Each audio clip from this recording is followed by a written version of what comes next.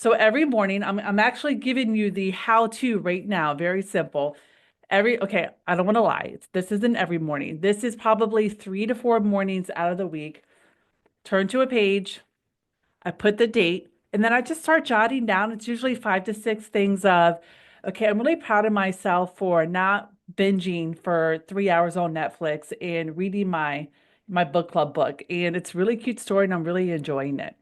I'm really proud of myself for holding my boundary here with this person and honoring how I really feel.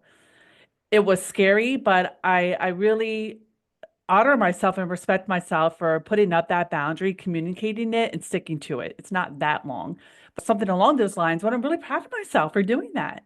Like, let's just be real. It's very uncomfortable to set self-respecting boundaries with challenging people in your life. It's very uncomfortable to speak your truth through fear, through shaking, through really heating up to someone who seems pretty intimidating in your life. So if you are doing that right now, please, please, my love, acknowledge that.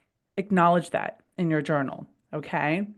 Another thing that I like to reflect on in my life and write down, like my relationship with my husband. I'm really proud of myself for speaking nicely to him and thanking him for this specific thing. Because look, I'm just letting you know, being in a relationship for nearly a decade and also, then jumping on the parenting, building a family and parenting wagon together, it's stressful. It's not all peaches and cream and rainbows like how people show you in social media. It's hard. It's a grind. So, and if you're someone who, I'll just say this, like if you're someone who grew up in a very crappy childhood, a lot of violence, a lot of abandonment, a lot of neglect, it's scary becoming a mom when you didn't have a good mom or a good dad. So parenting like is very, very scary and anxious on a whole nother level compared to someone who did grow up in a loving environment. So I'm proud of myself for how I show up, how I take a breath and pause and don't react, instead respond with patience and compassion and love. It's very important that I acknowledge myself for doing that with my kid and with my husband in my journal, right? Because I need credit for that. And it's just a good reminder of, hey, I'm doing a good job. Despite the childhood I had, I'm doing a good job right now with raising my kid. Okay. Another thing is what I think is important to acknowledge yourself for if you're doing something like this is I'm really proud of myself for taking out the time to go walk for 45 minutes, right? So let's say for you, exercising hasn't been a thing. Self-care hasn't been a priority, it hasn't been a main thing in your life. And if you are taking out 5 minutes to do a yoga practice or you are taking out 20 minutes during your lunch break to go for a walk, please, please, please, my love, acknowledge yourself for that self-respecting act that you're giving yourself, especially if it's not something that you normally do, or especially if it's something that's challenging for you to do. Acknowledge, acknowledge, acknowledge yourself. Okay.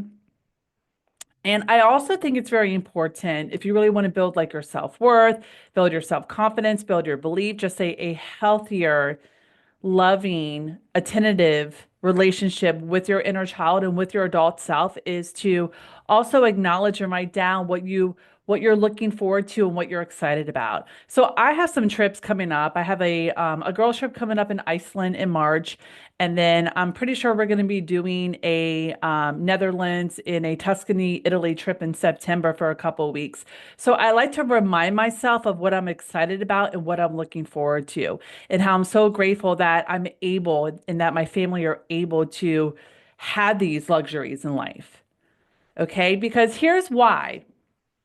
Acknowledging yourself, doing this habit, I really call this a self-acknowledgement practice of journaling down what you're looking forward to, what you're proud of yourself for, what you're excited about, what you're committed to. I think this is so important in building a healthy relationship with yourself because it's like I mean, how long have you put others before yourself? How long have you given so much of your life and your energy and your time to your career? How long have you been so concerned and consumed and obsessed with, pleasing others or being so worried about what others thought about you, right? Like I'm assuming now, if you're watching this video, and especially if you're someone like in your 30s and 40s, maybe 50s, you're starting this journey, you're like, no, okay, so now it's like my time. Now I'm going to start creating and living a fulfilling life on my terms and doing so in a way that feels good in alignment to me. All right. And that's why it's so important to do this self-acknowledgement practice because it'll keep you. Here's what it does. It helps you to get out of a blah or a funk or a depression when you're acknowledging yourself because it gets you in a high vibrational feeling state, and it also gets you in a very grateful state. That's what this self-acknowledgement practice does.